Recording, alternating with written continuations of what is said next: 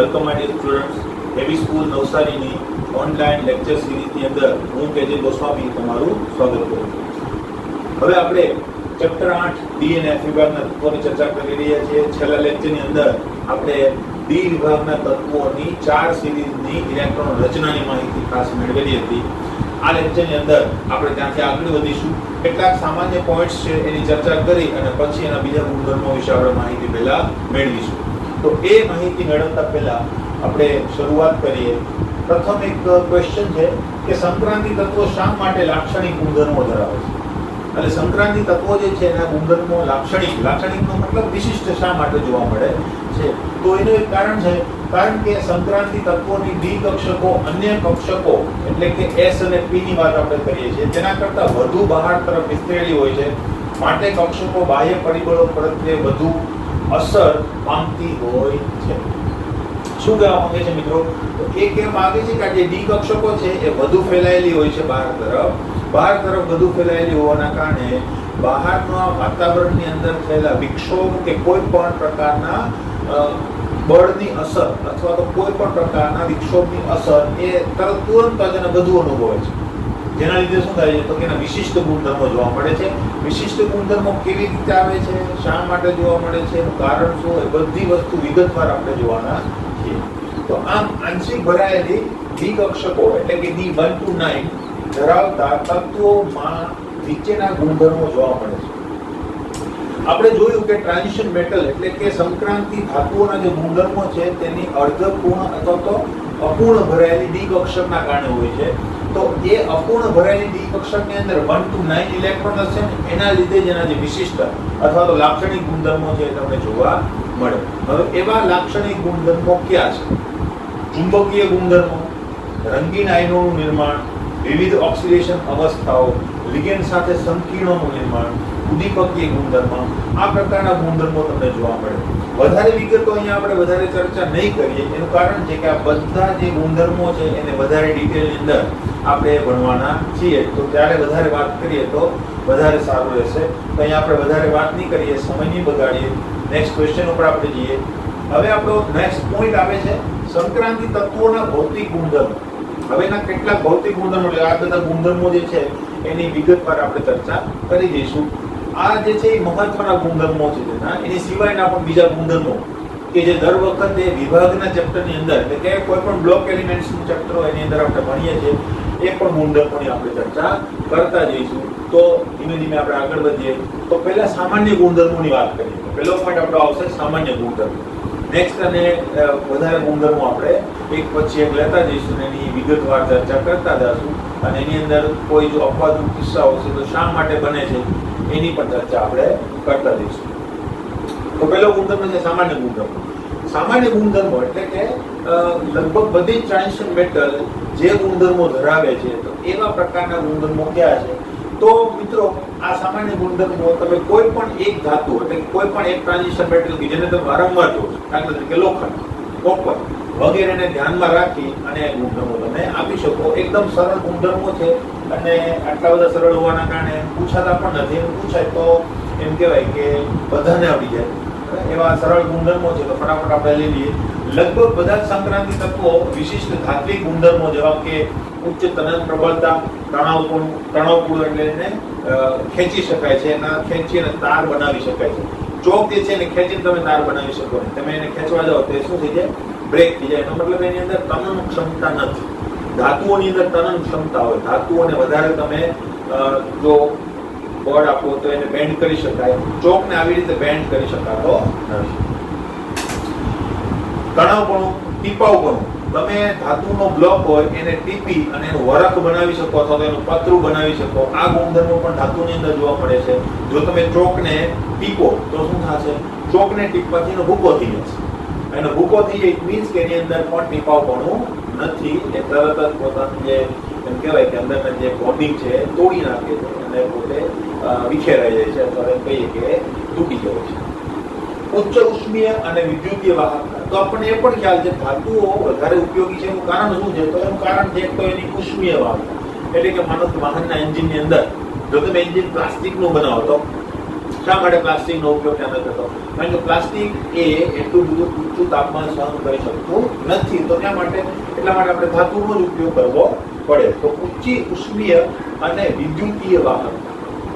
વિદ્યુતીય વાહકતા જે છે એ પણ એનો એક સારો ગુણધર્મ છે. ધાતુઓ જ વિદ્યુતનું વહન કરે છે. એમ ગણો તો અત્યારે આપણે એવા પોલિમર શોધીએ છીએ કે જે વિદ્યુતના વાહક હોય. થોડા ઘણા અંશે આપણને સફળતાઓ પણ મળેલી છે, પણ એ સફળતા એટલી બધી નથી કે જે ધાતુને રિપ્લેસ કરી શકે. એટલે વિદ્યુતીય વાહકતા એટલે કે એક જગ્યાએથી બીજી જગ્યાએ જો તમારે વિદ્યુતનું વહન કરવું હોય તો અત્યારે આપણે ધાતુઓ ઉપર જ નિર્ભર છીએ. તો આ પણ ડી વિભાગની અંદરના તત્વોની અંદર તમને જોવા મળશે. તથા ધાત્વિક ચમક તમે જોઈ શકો છો કે આ ધાતુ હોવાના કારણે તમને આના ઉપર પણ ચમક જોવા મળે. તો આ ચમક જે છે એ પણ એક ધાતુનો અથવા તો ડી વિભાગના સંક્રાંતિ તત્વોનો એક લાક્ષણિક ગુણધર્મ છે. તો એકદમ સરળ ગુણધર્મો છે. પ્રનન સામર્થ્ય, ટીપાઉપણું, ઉચ્ચ ઉષ્મીય અને વિદ્યુતીય વાહકતા અને ચમક. ક્લિયર છે મિત્રો? નેક્સ્ટ સામાન્ય ગુણધર્મોની અંદર બીજો પોઈન્ટ છે મિત્રો કે ZnCdHg. આ યાદ હશે તમને કે આપણે જ્યારે વાત કરતા હતા એના સાદા ગુણધર્મોની અને ડી વિભાગના તત્વોની સામાન્ય માહિતીની, ત્યારે આપણે આ વાત થઈ હતી કે આ જે તત્વો છે એને એમ ગણો તો સંક્રાંતિ તત્વો ગણવામાં આવતા નથી. એનું કારણ શું છે? એ બધી ચર્ચા ત્યાં કરેલી હતી, ડી કક્ષક પૂર્ણ કરેલી છે તે. તો Zn, Cd અને Hg તથા એક બીજું આવે છે Mn કે જે સંક્રાંતિ તત્વ છે. તો આ તત્વો જેવા અપવાદો સિવાય આ ચાર છે ને અપવાદ લેવાના છે. શેમાં? તો કે એક કે વધુ વિશિષ્ટ ધાત્વિક બંધારણો ધરાવે છે. એટલે ચારને જો છોડી દઈએ તો આ ચાર સિવાયના જે સંક્રાંતિ ધાતુઓ છે, આ ચાર સિવાયની એ સંક્રાંતિ ધાતુઓ વિશિષ્ટ ધાત્વિક બંધારણો ધરાવે છે. એનો મતલબ કે વિશિષ્ટ ધાત્વિક સ્ફટિક બંધારણો ધરાવે છે, જેને આપણે પીસીસી, સીસીપી, પછી એચસીપી એવી રીતે જે મેન્શન કરીએ છીએ. તો એવી રીતે અન્ય ધાતુઓ, આ ચાર સિવાયની અન્ય ધાતુઓને તમે કોઈ પણ એક ચોક્કસ બંધારણની અંદર જોઈ શકો. બરાબર? એક કરતા વધુ બંધારણોની અંદર પણ જોવા મળે છે. તો આ જે ધાતુઓ છે એ અપવાદરૂપ છે, એની અંદર ચોક્કસ બંધારણો તમને જોવા મળતા નથી. ક્લિયર?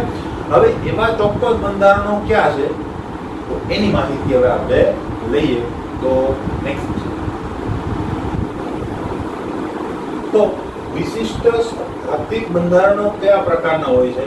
આપણે હમણાં વાત કરીએ એ પ્રમાણે કે હવે 3 સિરીઝની આપણે વારંવાર વાત કરવાના છે. ચોથી સિરીઝને આપણે બહુ વધારે એની ડિટેલમાં વાત કરવાના નથી. ક્લિયર? તો આપણે 3 સિરીઝની જો વાત કરીએ તો પ્રથમ, દ્વિતીય અને તૃતીય, તો એની અંદરના તત્વો આપણે લખેલા છે ACTADCR, MnPCO, NaCO અને Zn. એવી રીતે યાદ કેવી રીતે રાખવાનું ખબર છે? યાદીકરણ વિભાગ કે मौत का ग्रुप, राह में पड़ी आग में कूद, लाभ हफ्ता वसूल करे उस इरफान पठान और हरभजन का. ક્લિયર? તો આ રીતે તમે ગોઠવી શકો. ત્યાર પછી આ એના સ્ફટિક બંધારણો આપેલા છે, જેમાંથી આપણે જોયું કે એની અંદર અપવાદ કોણ છે તો કે ઝિંક, Cd અને Hg. અથવા બીજું કોણ હતું ચોથા નંબરનું? તો આની નીચે તમને ચોકડી જોવા મળશે. ઇટ મીન્સ કે એના બંધારણો ચોક્કસ હોતા નથી, વિશિષ્ટ બંધારણમાં જોવા મળતી નથી. ઘણીવાર જોવા પણ મળે છે. ક્લિયર? તો આપણે એને અપવાદરૂપ સ્વીકાર લઈશું. હવે કેવી રીતે યાદ રાખવું? ઘણી વખત ધાતુઓ એક કરતા વધારે બંધારણોની અંદર પણ જોવા મળે કે જેમાં મુખ્ય બંધારણ આપણે ઉપર લખેલું છે કે જે વારંવાર જોવા મળે છે અને વધારે પડતું જોવા મળે છે, અને બીજા એક્સટર્નલ બંધારણ કે જે ઘણીવાર એની અંદર જોવા મળે છે એ આપણે કૌંસમાં દર્શાવેલા છે. તો આપણે મુખ્યત્વે આ ઉપરના જે બંધારણો છે એ વધારે યાદ રાખવાની કોશિશ કરીશું. તો જો અહીંયા આપણે યાદ કેવી રીતે રાખવું એની જો વાત કરીએ તો શું કરીશું? તો અહીંયા તમે એક વસ્તુ જોઈ હશે HCP, HCP, BCC, BCC, HCP, HCP, CCP, CCP, CCP. Clear? તો તમે જોશો કે એક સમૂહના તત્વોની અંદર મોસ્ટલી તમારી જે સ્ફટિક રચના છે સમાન હશે. HCP, HCP, HCP, HCP, HCP, HCP, BCC, BCC, BCC, BCC. Clear? તો આ રીતે તમે જોઈ શકો CCP, CCP, CCP. આ જગ્યાએ HCP, HCP અહીંયા તો તમને સ્ફટિક રચના મળતી નથી. ક્લિયર? HCP, HCP અને અહીંયા આ જગ્યાએ ખાસ યાદ રાખવું પડશે. અહીંયા શું મળે છે? BCC, HCP મળે છે નો ડાઉટ, પણ એ ગૌણ તરીકે મળે છે. વધારે પડતું એ તમને કેવા જોવા મળે છે? BCC ની અંદર. Clear? Body centre cubic close. આના નામ તમને યાદ હશે. ક્લિયર? તેવી જ રીતે આગળ તમે જોશો તો સીસીપી તો બધાની અંદર તમને સેમ વસ્તુ જોવા મળશે. તો આપણે ખાલી શું યાદ રાખવું પડશે? એક કે તમને સિરીઝનો ક્રમ યાદ હોવો જોઈએ. આ તો યાદ રાખવાનો છે, કારણ કે બધા ગુણધર્મોની અંદર આ જ પ્રકારે કોઈ સિક્વન્સ હશે ને સિક્વન્સ તમે તો જ મેચ કરી શકશો જો તમને એ ક્રમ આવડતો હશે. ક્લિયર? તો હવે એક તો આ સિક્વન્સ યાદ હોવી જોઈએ અને પછી તમારે શું યાદ રાખવાનું છે? એચસીપી નીચે લખી નાખવાનું, બરાબર? અથવા તો કોઈ પણ સિરીઝનું તમને પૂછેલું હોય, તમને કોઈ પણ તત્વનું પૂછેલું હોય, આખી સિરીઝ લખી અને તમે આ રીતે પણ ગણી શકો. એચસીપી બીસીસી એચસીપી સીસીપી આ રીતે પણ તમે ગણી શકો. અને જો એ રીતે ના ગણવું હોય તો તમે લખી રફ કામ થોડું કરીને પણ એ નોંધી શકો. કેવી રીતે? તો જો એચસીપી બીસીસી એનસીપી સીસીપી અને સીસીપી અને છેલ્લે તો હશે જ નહીં. ક્લિયર? તો આ રીતે પણ તમે યાદ રાખી શકો. તો આ રીતે યાદ રાખવું, થોડી વાર તમે પ્રેક્ટિસ કરશો, એક બે વાર આ કોષ્ટક વારંવાર તમે દોરશો, બરાબર? થોડા ઘણા અંતર રાખીને, એટલે કે માનો કે બે વાર મેં દોરી લીધું, બરાબર આવડી ગયું, હવે હું કાલે પાછું એકવાર રિવાઇઝ કરીશ, બે દિવસ પછી પાછું એકવાર રિવાઇઝ કરીશ, એટલે બરાબર મગજની અંદર બેસી જશે. આમાંથી જો કોઈ એમસીક્યુ પૂછાશે તો તમને તકલીફ થશે. ક્લિયર? હવે નેક્સ્ટ ગુણધર્મ ઉપર જઈએ આપણે. નેક્સ્ટ ગુણધર્મ આપણી પાસે આવે છે કઠિનતા અને ગલનબિંદુ. હવે એમાં શું છે? સંકળાયેલી ધાતુઓ અત્યંત કઠણ એટલે કે સખત હોય છે અને તે નીચી બાષ્પશીલતા ધરાવે છે. તો આપણને ખ્યાલ છે કે ધાતુઓ જે છે એ ઘણી કઠિન હોય છે, જેથી કરીને જે વધારે પડતી ઉપયોગી છે, અને બાષ્પશીલતા તો એની એકદમ ઓછી હોય છે, એ પણ આપણને ખ્યાલ છે. હવે કઠિનતાની અંદર એક Hg જે છે એ આપણને ખ્યાલ છે સંક્રાંતિ ધાતુ તત્વમાં, એમાં આપણે ગણતા નથી, એટલે આપણે એને નથી એમ માની અને આ ગુણધર્મોની અંદર લઈશું. આપણે અપવાદરૂપ તરીકે Hg કૌંસમાં દર્શાવેલો નથી, કારણ કે Hg ને એમ ગણો તો ટ્રાન્ઝિશન મેટલની અંદર આપણે ગણતા નથી. નહીં તો આપણે કૌંસમાં દર્શાવી શકીએ કે Hg જે છે એ લિક્વિડ છે, એને સખત ગણી શકાય નહીં. ક્લિયર છે મિત્રો? નહીં તો તમે ક્વેશ્ચન કરી શકો સર અહીંયા Hg નું નામ અપવાદ તરીકે કૌંસમાં કેમ નથી આપેલું? તેનું કારણ આપણે તેમના ગલન બિંદુ અને ઉત્કલ બિંદુ ઊંચા હોય છે. એ પણ આપણને ખ્યાલ છે, એ યુઝફુલ હોવાનું કારણ એ પણ છે કે ગલન બિંદુ અને ઉત્કલ બિંદુ કેવા હોય છે? એકદમ ઊંચા હોય છે. તો એનું કારણ શું? તો ઊંચા ગલન બિંદુનું જે કારણ છે એ કારણ છે ધાત્વિક બંધમાં NS અને N-1d ઇલેક્ટ્રોન રચનામાં આપણે જોઈ ગયા હતા કે સંક્રાંતિ ધાતુ તત્વોમાં જે S કક્ષકનો ક્વોન્ટમ આંક હોય એના કરતા એક ઓછો ક્વોન્ટમ આંક કોનો હોય છે? D કક્ષકનો હોય છે. માટે NS અને N-1d એવું લખેલું છે. આ કક્ષકોના ઇલેક્ટ્રોનની સહભાગિતા છે. શેમાં સહભાગિતા? ધાત્વિક બંધની અંદર. તો ધાત્વિક બંધમાં જેટલા ઇલેક્ટ્રોન વધારે હશે, ધાત્વિક બંધ એટલો જ મજબૂત બનશે. જેટલો મજબૂત ધાત્વિક બંધ, તો તમારે તેને બિગાડવા માટે કે ઓગાળવા માટે વધારે પડતું શું કરવું પડશે? ઊર્જાની જરૂર પડશે. ક્લિયર? નેક્સ્ટ, કોઈ પણ હરોળમાં મધ્યમાં ગલન બિંદુ મહત્તમ હોય છે. હવે એ વસ્તુ તમે આ ગ્રાફ ઉપર જોઈ શકો છો કે મધ્ય ભાગ જે છે એની અંદર તમને ગલન બિંદુની અંદર, હવે આ ગ્રાફ જે છે એમાં પરમાણુ ક્રમાંક, એટલે પરમાણુ ક્રમાંક આ બધાના કે સેમ હોતા નથી, પણ આ બધાના ગ્રાફ, એટલે કે તમે 3 ગ્રાફ દોરો MP વિરુદ્ધ પરમાણુ ક્રમાંકની અંદર, તો શું થશે?